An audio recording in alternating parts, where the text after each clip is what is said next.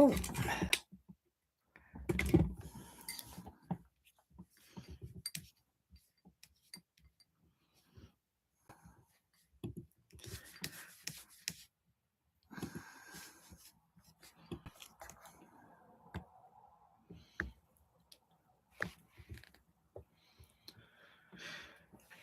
well, hey there, I'm Elaine Somerville, and I am a medium, and I know that a lot of you are out there who are mediums as well.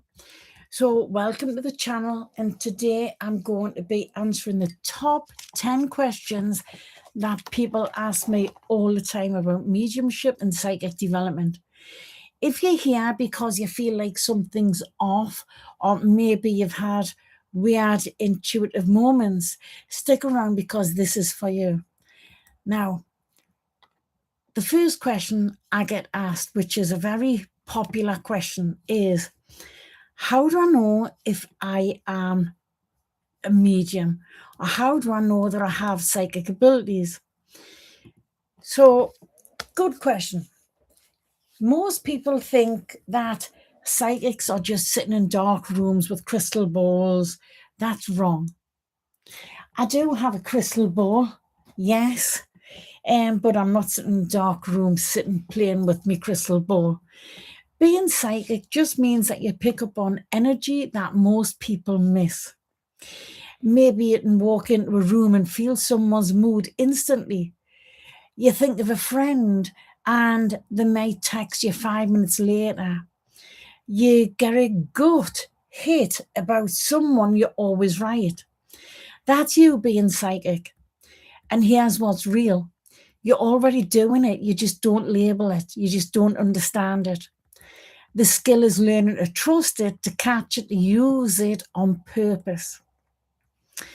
And if that resonates with you, feel free to pop a comment in, and then you will be able to develop it further. You'll be able to develop it further. It's quite a while since I was on live, so I'm just checking some things here, seeing if I'm doing it the right way. I do hope I am live. Now, the second question that I get asked is, can anyone develop their psychic abilities?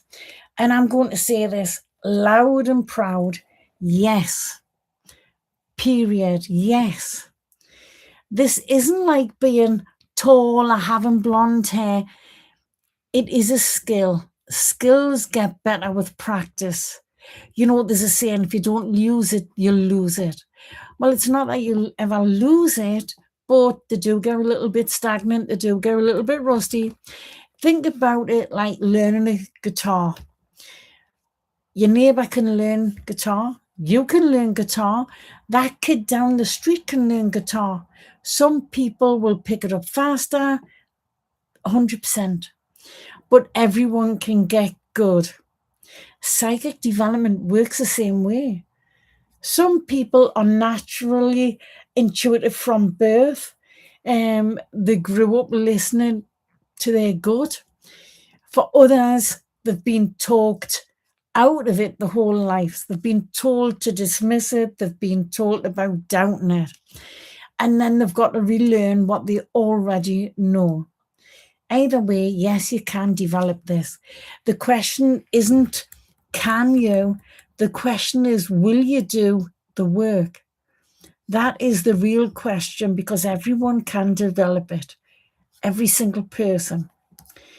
And again, it comes down to if you want to or not.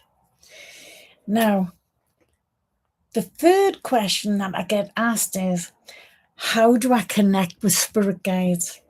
I remember years ago, that was one of the first questions I ever asked a medium. How do I connect with my spirit guides? Well, spirit guides are real. They're energy connected to your soul's journey, and they've been with you the whole time. And here's an interesting fact that you might not know. You are paired with your spirit guide based on your mother. That is where the connection is, based on your mother. So here's how you actually connect. First, get quiet. Meditation doesn't have to be sitting still for an hour, as though you're floating on air. 5 minutes is enough. Just get enough to get your brain to chill, to still. That's all. And then the second thing is ask them a question. You can ask them out loud, or you can ask them in your head. What do you want me to know right now? And then boom, you've opened the door. And then third is pay attention to what comes through. It could be a feeling, it could be a random thought that just pops up, a song that won't stop playing, a name. Spirit doesn't always show up like in a movie. It's quite subtle. It could just be a flash of an image. It could be a feeling that's just put on you. And then fourth is to trust it. This is where a lot of people do mess up, because they get a hint and then they think, no, that's just me. Yes, that is you. That's exactly how they talk to you. Your job is learning the language, because it takes practice, but it is real. I remember years ago, in the first time I knowingly made a connection to spirit, to a loved one. I didn't understand. I'll be honest with you, for years I thought I was a schizophrenic. I didn't realize I was a medium. Now, what happened was, I went from feeling quite happy to feeling so depressed and so desolate in the blink of an eye. And I was actually connecting to someone who had committed suicide, and I was getting the feelings of how they felt at that time. Now, if I didn't realize that I was connecting to spirit, bearing in mind this was the first time I ever stood on a stage or ever stood on a platform, and minutes before I stood on that platform, I was still thinking I was schizophrenic, because the voices in the head would talk to each other. So in the blink of an eye, I felt that difference, and I knew I was making a connection. Mind, afterwards, I thought someone had put the heebie-jeebies on us, but, I soon learned to get over that. I soon learned to trust. Now, another question that's asked is, can you really talk to deceased loved ones? Well, here's the thing. Yes, you can, because I do it all the time. I've just took a church service tonight where I've made connections and connected with loved ones. So yes, I do it all of the time. And before you think I'm a little bit insane, I'm not. I've developed my abilities, and I have done this over and over and over and over.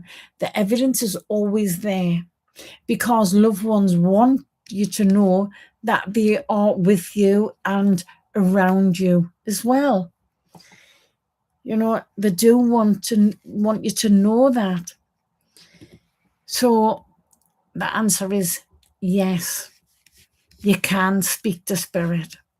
You do speak to spirit. It's as plain and easy as that. Now, because here's what a lot of people don't understand, or didn't used to understand.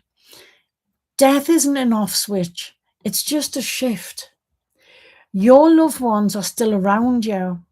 They're just operating from a different frequency. I've heard people say they're just in a different room. They've just shifted, that's all. I look at it as it's just like a parallel universe, because a medium is just a bridge. I learned how to dial into that frequency and translate what comes through, because how it comes through is feelings, symbols, pictures, visions, what looks like little film reels in my mind. I'll hear, just a thought pop in, or I might hear a sentence. It all depends on how I'm working on the day. It all depends on the actual spirit that I'm connecting to, how they want to connect as well. So a medium is just a bridge. We are just a bridge between worlds. So what does that look like? I sit with someone, I get feelings, I see images, like I've just said, I hear words, I know things I shouldn't possibly know, or I couldn't possibly know, names, dates, private jokes, nicknames, street names, details that only that person would understand. And a client might cry, not because they're sad, but because suddenly they know that their person is still here, still watching, still proud, still protecting, still guiding. Their loved one is there with them. And that's what real mediumship is. If I'm standing up, either at an event or at a church service, I still work the same way. I still get the visions, the feelings.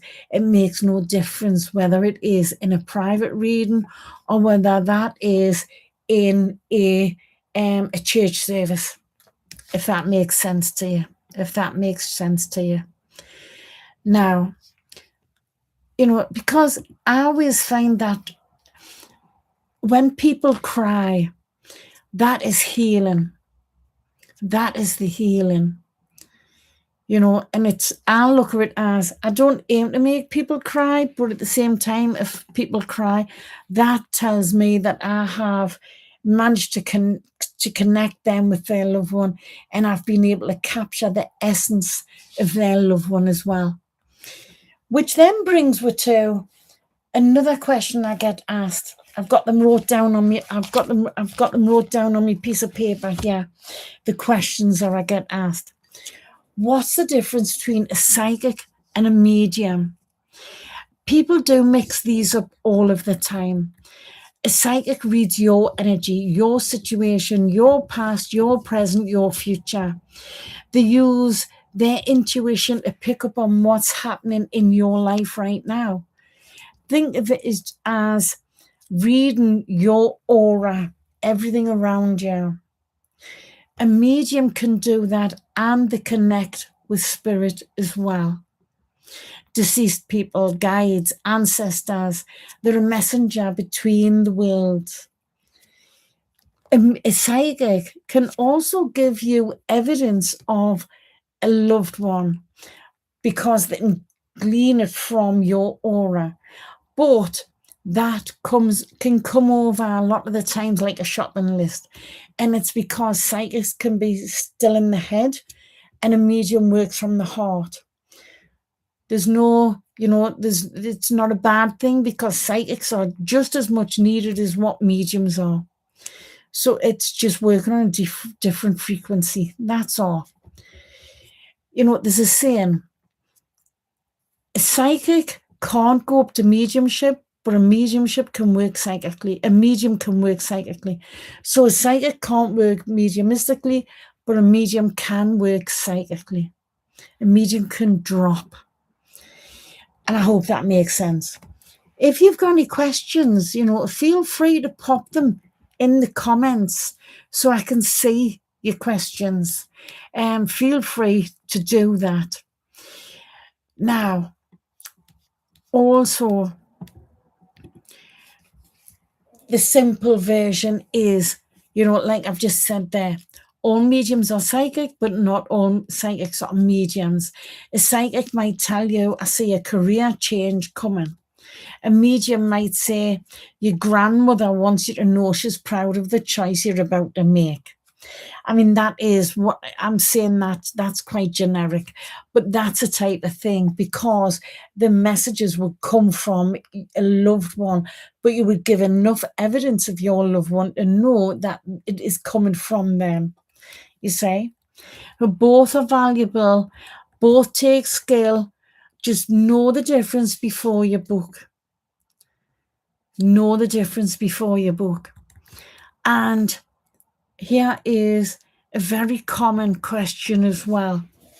A lot of people want to know how to develop mediumship abilities. Now, this is my take on this, because it's serious work, but it's doable. It is doable. So what you would do is you would ground yourself. You can't channel clearly if you're all over the place. Get into meditation, learn to quiet your mind. That is foundational. That is foundational. A lot of people will say you don't need to meditate. That's up to them. That's up to them. You know, me personally, mediumship involves meditation, because you're clearing your mind, you're clearing your mind of your thoughts, your visions, everything to do with your life. Meditation helps you to clear that mind, you see, so that it's clear, so spirit can come down, make that connection with you. And then also practice receiving. Practice receiving. Not transmitting, but receiving. Not controlling, receiving. Sit down and ask spirit to show you something, anything. What comes, write it down. And you can do this daily, because, you'll find that over time, things will, start to pile up. You could fill a notebook of everything that you've been shown. But do it daily. Get into that habit. And then step 3, develop. Get trained. Because ideally, you need to develop with someone who knows what they're doing to show you how to do this safely. Now, when I say safely, it's not that anyone is going to connect with you and, zap you and take you over there or anything like that. It's just so that it keeps your mind in balance, and that it helps you to understand what symbols are. What symbols are. A few years ago, there was a medium, and obviously I'm not going to mention any names, but a few years ago, there was a medium who was,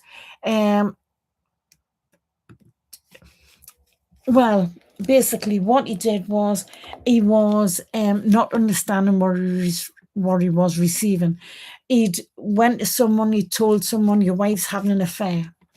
And the gentleman ran home, watched his wife for a few weeks and things like this. And what happened was, he made it all fit.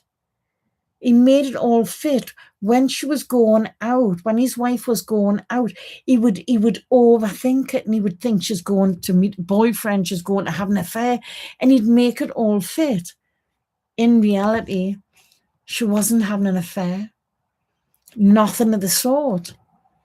She had her own life, the same as we all have our own life. My partner doesn't know what I do every single minute of the day, and neither should he. Same as I don't know who he talks to every day, all day long, and neither should I. But because this person had told this man that his wife was having an affair, he made it fit in his head. And it was simply the medium or the psychic wasn't understanding what he was receiving. You see, so that's why we're talking about doing it safely, because it's not really something that you figure it out on your own. There are energy boundaries that you do need to learn, ideally. Protection work. You hear people talk about protection and things like that, how to close down properly. Those are things, and basically controlling your own abilities so that your mind doesn't play tricks on you. It's your mind that plays tricks on you, not spirit. And then step 4, practice with real people, because you can't learn this all alone. You have to practice with other people. You have to practice making that connection. You have to practice, making connections with other people so that you can learn the difference in their in your symbols to understand. And then the person that you're connecting with, they would tell you either yes or no. And then if you get a no, that is a lesson. It's not you're wrong. It's a lesson. It's for you to learn that, right, that means no. So I'm going to, what else could it be? Here's another little example for you. Years ago, I was running a development class, and one of the students, she was connecting with someone, and she had said to this lady, she says, I've got, I think she said it was a son, I think. I've got a son here, you looked after him, and he loved to eat beans on toast. And the woman said no. And the developing medium had said no. She says, well, I've got your son here, and beans on toast was a quick meal that he could just turn to whenever he got hungry. And the woman said no. And to cut a long story short, the development medium had asked me for help, and I says, keep going. I says, you learn what your symbol is. This was in a closed circle. This was in a closed class. So she tried another time, and she'd actually even went so far as to say, I've got your son here, and he had really bad wind. He loved eating beans that much that he really had bad wind.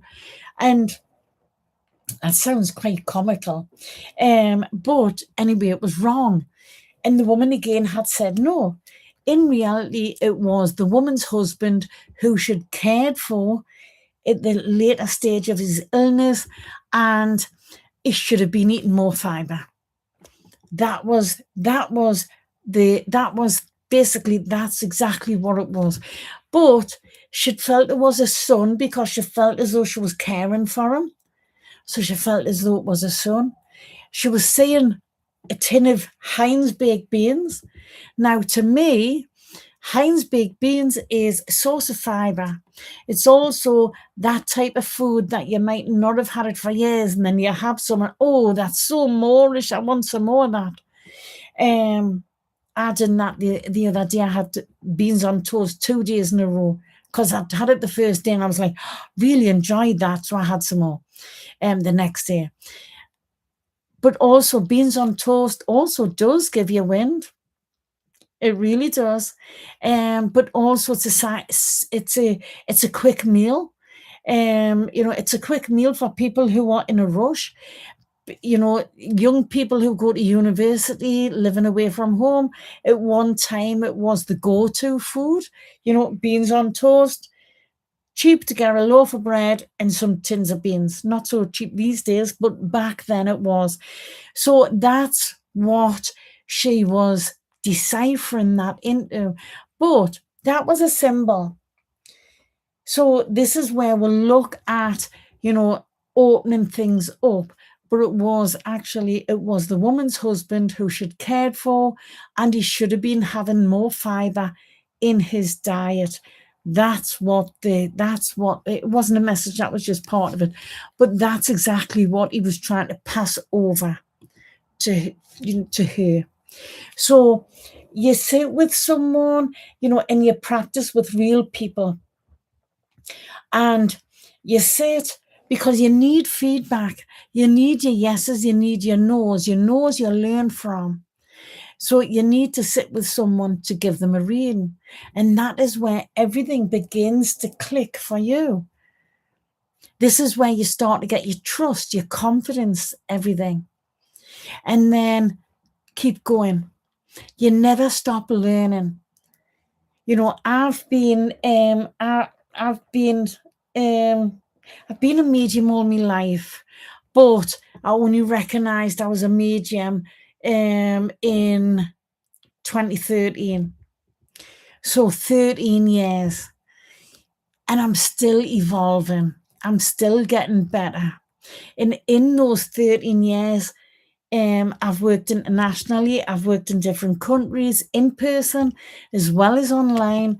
I help to develop people, I run mentorships, but I'm still learning. I'm still learning. You know, I would I question someone. It makes me question someone who who says, no, I don't need to do any more workshops. I've done enough.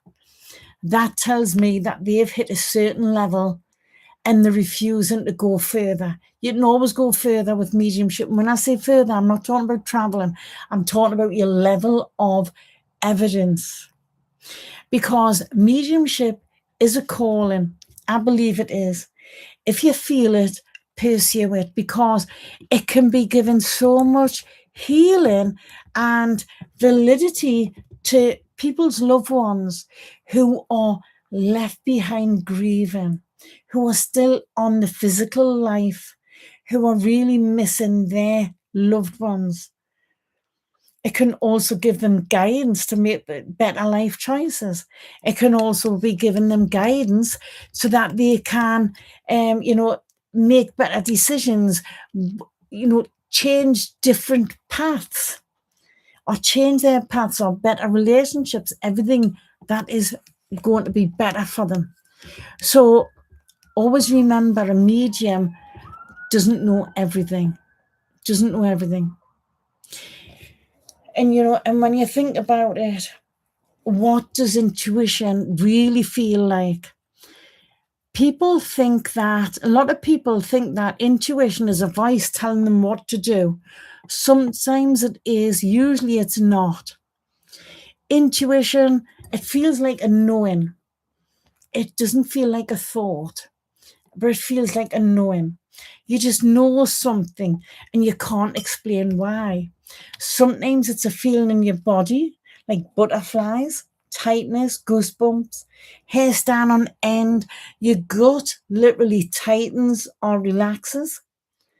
And sometimes it's a pull. Sometimes you feel drawn towards something, someone, situation, a place. Or sometimes you can feel repelled as well. No logical reason, just energy. And sometimes it can be a flash of images. You see something in your mind that makes sense instantly. Because intuition doesn't come from your brain, it comes from your energy, from spirit. You know, and your energy isn't just energy. You can also call it your spirit as well. So from spirit, we connect to spirit. From energy, we connect to energy. It comes from your soul, knowing what's true before your mind catches up. You know, I always say to people, in mediumship, the first second is spirit's mind. After that, it's your mind. Because most people can kill intuition by thinking too much. Stop thinking, just feel instead. It doesn't come from the mind, it comes from the heart. It comes from the heart. And, you know, you don't just automatically trust it just because you've ignored it before. Because how many times have you got a bad vibe about someone and then ignored it because they seem fine on paper? Or because you have believed what someone else has said and then later found out that you were right? It's happened to me many times. It's probably happened it's probably happened to everyone at some point. Same as we'll think you get a good feeling about someone and then it turns out that they're not so good a person. Again, you know, you've ignored your feelings. You've ignored your gut instinct. So we can, you know, the more we can learn to listen to our intuition, the better it is. you see. And when we find out, we've got a bad vibe, or, we find that someone's not as nice as what we felt they were, or we thought they were, but we maybe felt as though we should have really known better. That's the damage, and that's life, isn't it? You did the work, you felt it, you just didn't trust it, and now your gut is like, okay, I'm not speaking up again.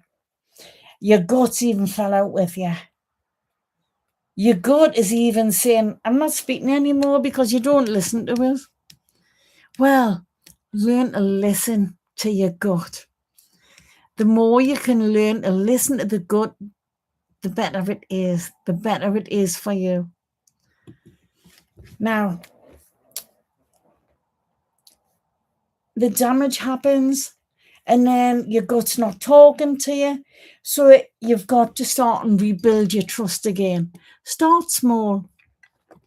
Make a decision purely from your gut instinct. No logic. Watch what happens. Keep a journal. Keep a record. Write things down. Record your hits and your misses. And over time, you'll see that your gut is usually right. And I've been aware of spirits since I was a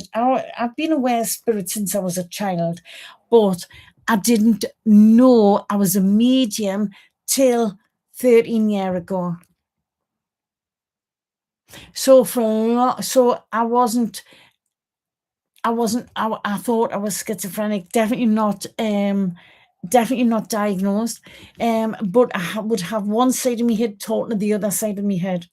So I spent more of my life known or not known I was a medium than what I've been a medium, recognized medium, recognizing my mediumship. And do you know something? Even for all those years that I didn't recognize I was a medium, I still would listen to, one side of my head talking to the other. I would still listen to the feelings I got in my body, but I couldn't understand. I didn't put a title on it. I just, I remember this side of my head saying to that side of my head, walk around that way, you're going to bump into such and such. This side of my head saying, are you sure? And that side of my head saying, yeah, why not? And this side saying, but there's no reason why I would bump into that person because they don't live anywhere here. This side of my head saying, well, just go with it and try it. This side of my head saying, okay. So I'd walk a certain way. And I'm talking about when I was like 5 or 6, maybe 8 or 9 at tops. And I'd walk a certain way, and sure enough, there would be the person. I would know if it was going to be a man or a woman that would be the next one to knock at me door. I'm talking about when I was a kid. So I've always had that, but I didn't recognize it. I didn't trust it. You see, because so you've got to rebuild that trust. Start small. Learn to trust. Make a decision purely on your gut. Ask for things. Ask for signs. Keep a journal. And over time, you'll see that, yeah, your gut instinct is usually being right. When it does give you a hit, act on it immediately. Even if it seems weird, the faster you act on your intuition, the stronger it gets. Trust is earned by using it, so use it a lot. I can remember times when, so for example, in the past, I've sometimes had the feeling to decorate. I've had the feeling, a strange feeling that I need to get, declutter my home or something, because I just have the feeling that I need to get this done. Don't know why, but I just got the feeling that I had to do this. And then 2 or 3 days later, I've had an impromptu visitor who said, come to visit you. Is it okay if I stay at yours for the night? Yeah. Now I understand why I decluttered my spare room. Now I understand why I decluttered and felt like decorating. It all fell in. See? That should make sense. That should make sense to you. And as I say, if you've got any comments, pop them in the chat. If you've got any questions of yourself, pop them in the chat and I can answer them while I'm live. I'm going to be doing more lives because I get a lot of questions asked of us. So I am going to do more questions and answers. So please, if even when I finish the live, if there's any questions that hasn't come up, pop them in the comments and I can do another live and reply to you. Now, a question that you might have been thinking about is,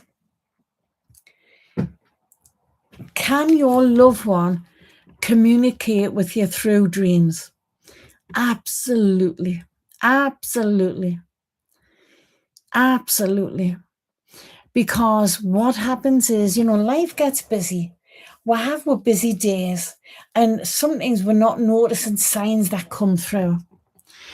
So dreams can be one of the clearest ways that spirit can reach you, because your brain is quieter at night. Your guard is down.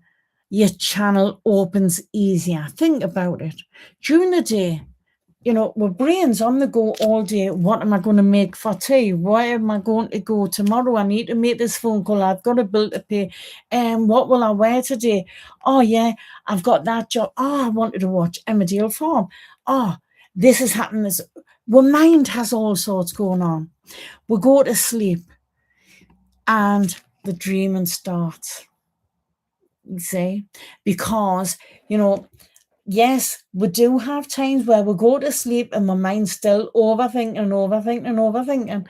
But on the whole, once we do finally manage to get to sleep, the dreaming can be happening. And if you're dreaming about a passed over loved one regularly, they're trying to talk to you. It's exactly what they're trying to do. They're trying to connect with you. They're trying to talk to you. It could be to let you know that they're there with you. It could be to give you guidance. But they're trying to talk to you. That's the main thing. And what does it look like? I don't know about you, but I don't always remember my dreams. And I'll be honest with you, my dreams is very... I don't think anyone has a dream that's so straightforward. My dreams are like all over the place. But you might see them in your dream and then, they look peaceful, they look happy, they look healthy. They might hug you or you might give a smile off them. They might give you a message. They might give you some guidance. Sometimes they just want you to know that they are there. The tricky part is dreams are symbolic. Dreams are symbolic. So if you get a dream about your dad handing you a car key, it's not always about the car. It's about direction, movement, him giving you permission to move forward. It's exactly what it is or what it could be. It's always symbolic. And if you want more of those kind of dreams, set an intention before you go to bed. Out loud, say, I want to connect with, and then name the person. Sleep on it. Keep a journal by your bed. Write down your dreams immediately when you wake up. The dreams that you remember, because we don't remember all of them. Your loved ones, your guides will meet you there because they want to be remembered. They want to communicate. The dream is their easiest path to get through to you, because it's when your mind is quiet. It's when your mind is still. That's when they communicate. That's when they can get through to you. And a lot of people also, I hear people say, I'm blocked. How do I clear a spiritual blockage? Or how do I clear negative energy? And this is the one that can stop people growing. Spiritual blockages are just stuck energy, stuff that you've picked up, stuff that you've created through fear or old beliefs, negative patterns.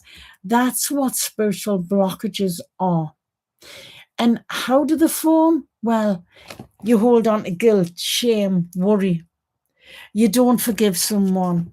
You don't forgive yourself. You hang on to what ifs. All of it blocks your frequency. And I'll be honest with you, my belief and how I've been shown is personal growth is part of mediumship. That's what can take you from psychic to mediumship or mediumistic. Because when your frequency is low or blocked, spirit can't reach you clearly. You can't reach your intuition. It's like a radio with static. It's all jumbled up. And the way to clear it is, again, meditation. Sit and ask your guides to clear what doesn't serve you. Feel it happening.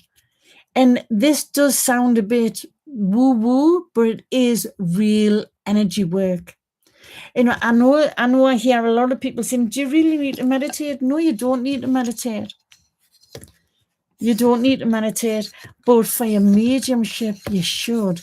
If you want to further, if you want to put your work into your if you want to put the work into your mediumship and you really want to open up the potential of how far you can go with your connections, I recommend meditation.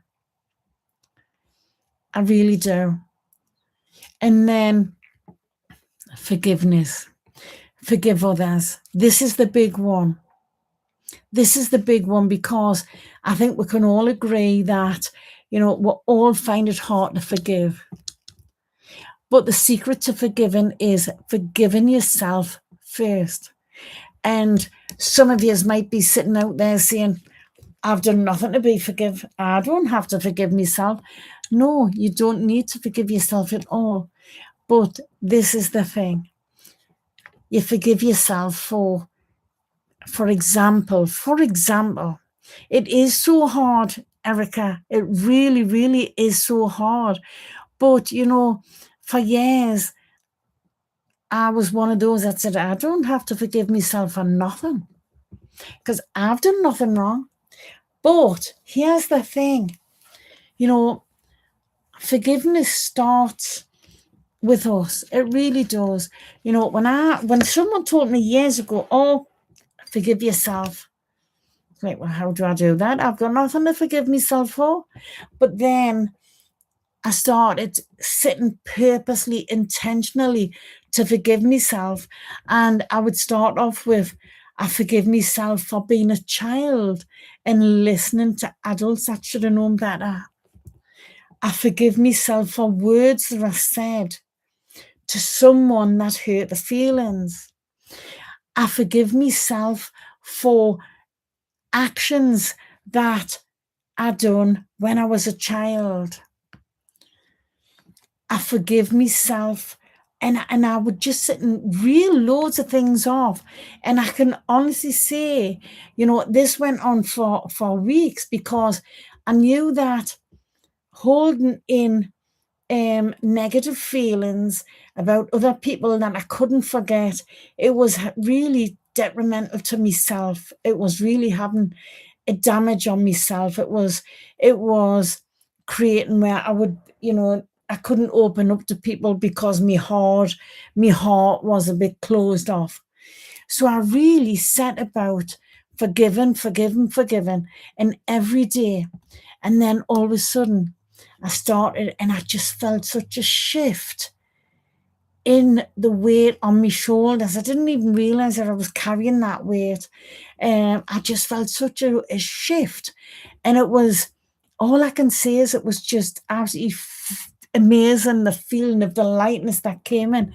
And you know something, without even aiming to, um, someone that I could not forgive, um, all of a sudden I couldn't even think, I couldn't even say the name in my mind of this person. And all of a sudden it was, I could say the name in my mind. I could think about them and not have that instant anger or hatred rise up in us. So forgiveness does start with yourself. You know, it is definitely worth trying it, because there are so many benefits to forgiveness. So many benefits. And then, you know, movement's another one, dancing, sound, music. I love to put my music on and have a big boogie. I love to have a little bit boogie. Why do we do that? Because when we move, what energy moves with we. If anyone has seen me do a demonstration of mediumship, I walk around at pace. I walk around because I'm keeping the energy flowing within myself.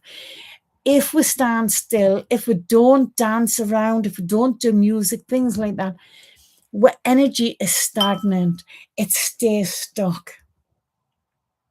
So dancing, I love to play. I've got very different types of music tastes, and I love a bit of 70s disco. I love a bit of 70s disco. I love a bit of Motown, love a bit of 70s disco. So I put it on and I'm dancing away, and I can feel the energy shift within myself, because there's times, you know, I'm just going to touch on this a little bit, but there's times where our emotions, our stuck energy can be affecting our health, our state of being. So, for example, if you want to think back to a time when, for example, years ago, I really had, I'm going to say, a bad back. I actually had 3 herniated discs, and I was in agony, and my back was really, really, really struggling. And then I'd read a book, and I started looking into how our energy can be causing our symptoms of physical illness and conditions. And one of the things is, at times where you don't feel as though you have support around you, that can be a time when you can be noticing twinges in your back. You can be having, you know, a backache, because your spine is what keeps your frame standing up. It's what supports your skeleton. So your spine is your support system. Take your spine away, and you've got your rib cage, your shoulders, and all the top part of your skeleton. Then at the bottom, you've got your hips, you've got all the bottom part. Take the spine away and everything would collapse. So if there's a time in your life where you feel as though you know, your back is aching, you've got little twinges, things like this, think about it.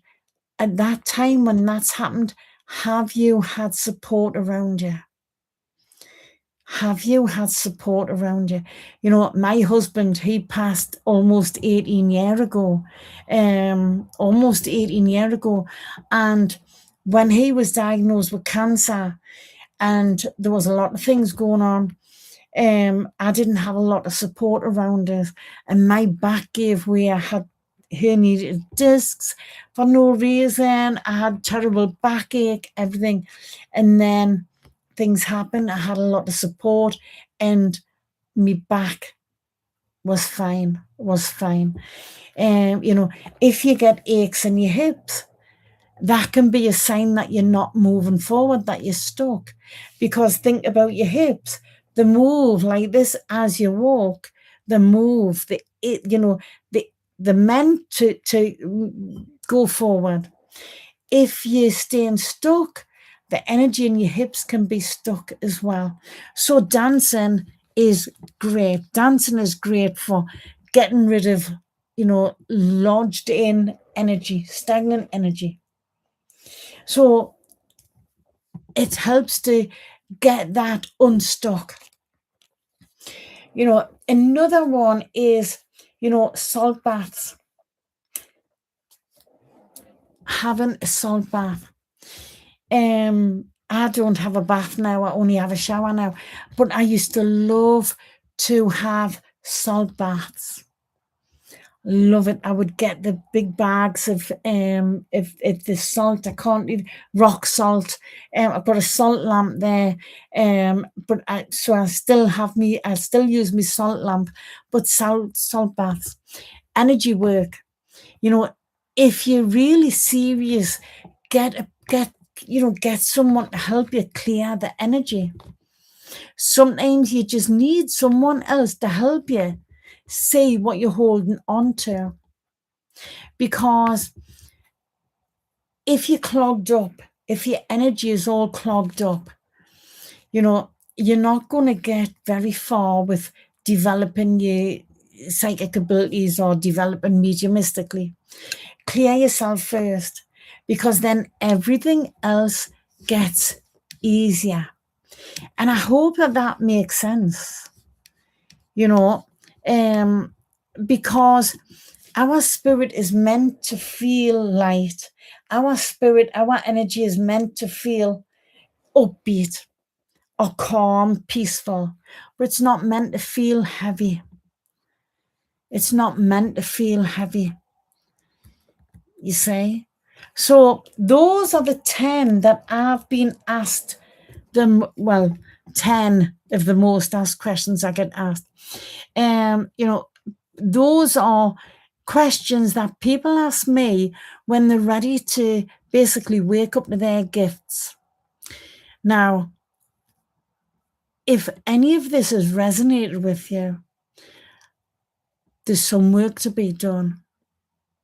Developing your abilities. If you want, you can subscribe to my channel up there, wherever you'll find it. Come back. And if you do want to go deeper, I do run courses, classes, mentorships, and they're all there waiting for you. And I hold a lot of classes that I hold. A lot are online, and I'll explain why that is. Because as a medium, trust is a big thing. Trust is a big thing. Now, which is better? If you done some online work, that is going to help your trust massively, because you could be talking to someone and you don't know where they are. You could be talking to someone, connecting to one of their loved ones, and you don't know whether they could be in Timbuktu. They could be from the next street to you. They could be from wherever. So you have to trust. You're not questioning. You are trusting. Hello there, Alex Somerville. Hello. You are trusting, you say. So that is why online is a great way to develop as well. So you can visit my website, elainesomerville.com. Go to the courses, have a look what I've got coming on. If you feel as though you have maybe a couple of energy blocks, or one or two, or it could be 10 energy blocks, if you go on my website, there's actually a free 7-day energy reset course that is there for you. You just need to click on it and it's there. It's my gift to you. Feel free to visit it and get it. But I'm going to say thank you. It's been lovely that you've joined, Erica and Alex. I hope that you'll join us again. And I hope that, if you've got any questions, pop them in the comments and I will come back to you as well. So I'm going to say thank you for joining. And also, before I forget, I'm going to be having some more guests on my channel as well. You might have seen some of my podcasts. I haven't been posted anything for a while because I've been I'm putting my podcast onto Spotify or Apple. I'm putting it onto there.